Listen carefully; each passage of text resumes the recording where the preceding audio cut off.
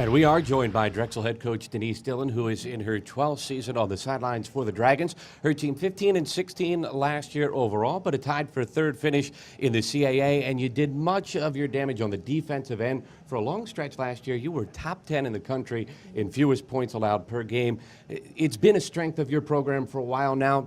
You bring back a good number of players, and seems like the ingredients are there to be strong on that side of the ball again. Well, that's definitely the plan. Obviously, we're trying to figure some things out offensively early in the season, so you have to rely on your defense, and I think that's a staple within our program and what's necessary for us to continue to be successful. But on the offensive end, you were very efficient on that side of the ball as well. You were third in the country in turnovers, just under 12 a game. So how do you keep that balance within your program? Well, we continue to preach the importance of the possession. When you're struggling in some areas to score, you have to recognize each possession is crucial. You got to get as many shots as possible. And again, just really pushing it forth. When you have a point guard in Meg Creighton, like we do, who has the experience now as a junior, 2 years under her belt as that starting point guard, she knows the importance of taking care of the ball and executing our offense. You mentioned Creighton and also Rachel Pearson, who were role players for your program as freshmen, had to step up into different roles last year and did a nice job with it. What can you expect as third-year players and really with that experience in terms of carrying the offensive load? Well, that's exactly the experience is what will help them this year. The role changes each year. We threw them right into it as freshmen.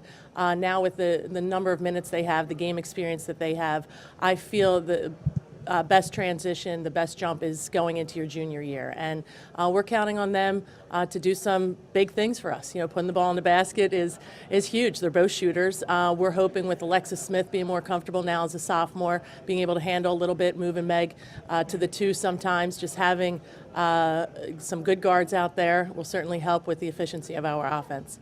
And with experience comes leadership. Yes. How have your players embraced the freshmen and the newcomers to your program this year? It's been tremendous. I said with this group, it's been really nice.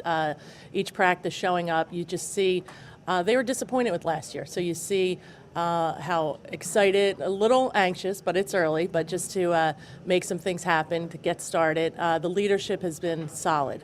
We have two seniors in Jackie Shaluth and Jamila Thompson, and they're doing some nice things early, just recognizing with four freshmen, they have to help them out. But again, when you have players with the experience that Meg and Rach have on the court, they're definitely offering some stability.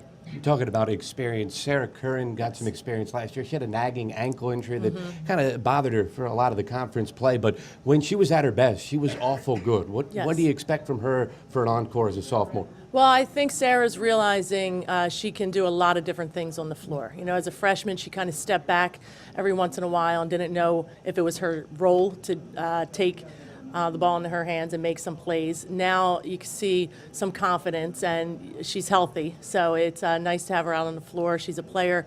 You can put the ball in her hands, and we always say either score it or go to the foul line, and she has that mentality. Our sophomore class is solid with Sarah and Alexis Smith. Again, they had some good game experience last year. Both suffered some injuries, but not enough to keep them out, or it wasn't season ending, so they're ready to go as sophomores as well.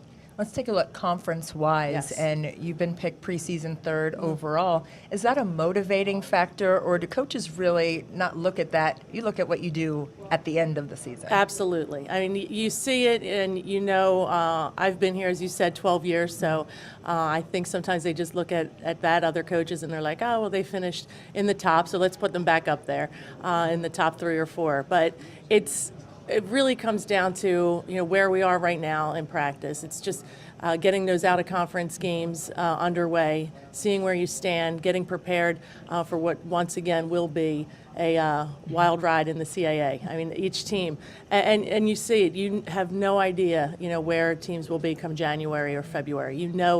James Madison has proven to be a top contender nationally, not just in the CAA. And Delaware, they're your biggest rivals because they're the ones who've been at the top for so long. But we have some teams in here that I think are going to surprise a lot of people, and you just have to prepare each day, each practice, and the girls, they're excited. Everyone has the same goal to win a CAA championship, but there's a lot of work to do such things. Well, you talk about this group, and we have Mentioned Pearson and Creighton, and of course Sarah Curran. So expectations are high as always. You've built the program that deserves that. Good luck this season. Thank you very much.